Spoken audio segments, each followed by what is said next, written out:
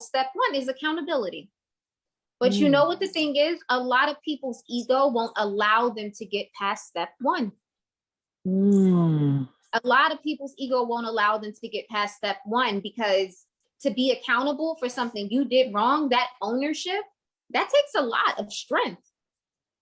And there's power in that step one. So when we talk about healing, the first step is the accountability of the part you played. Now, given someone's part may have been bigger, it could be 80-20, it could be 70-30, but you have to take ownership in that 20% that you play, even if sometimes that is allowing people to cross your boundaries, allowing people to hurt you, allowing people to talk to you any type of way. That's accountability. That's 20%. So you have to acknowledge, because we train people how to treat us. So that first step in healing is the accountability of like, dang, maybe I knew this person was wrong for me, but I just wasn't in a good mental state. And I am now. And so they can no longer be there.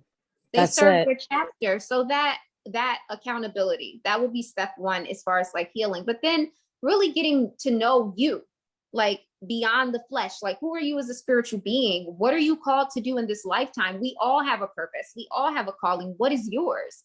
There's so many people, and I'll even see it from my end, where now as spirituality is trendy, they look to certain people for certain things. And so I've noticed a lot of people will start dressing like me and acting like me.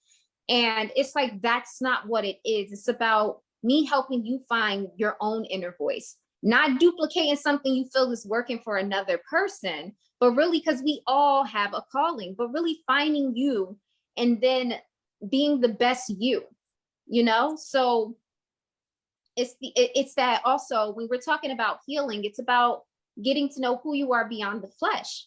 A lot of people don't know who they are, so they duplicate what they feel is good.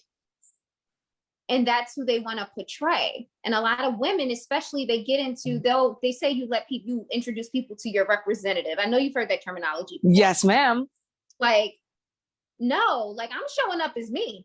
I'm a nerd. I'm going to challenge your mind, because I can't be like, I'm showing up as me because I want to know, are you going to like me, or I don't want you to meet my representative.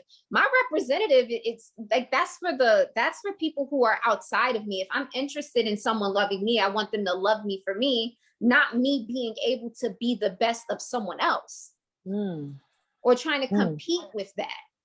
Yeah. I'm going to find the person uniquely designed for me. So it's really about, when we're talking about healing, like you attract the people, the places, the things that you are.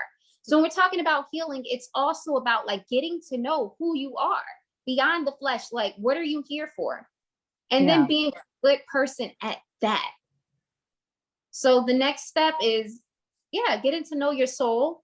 A religious practice, I think not necessarily religious, but spiritual and or religious practice, because I believe like everyone's act of service to the higher power or praise to the higher power is diverse.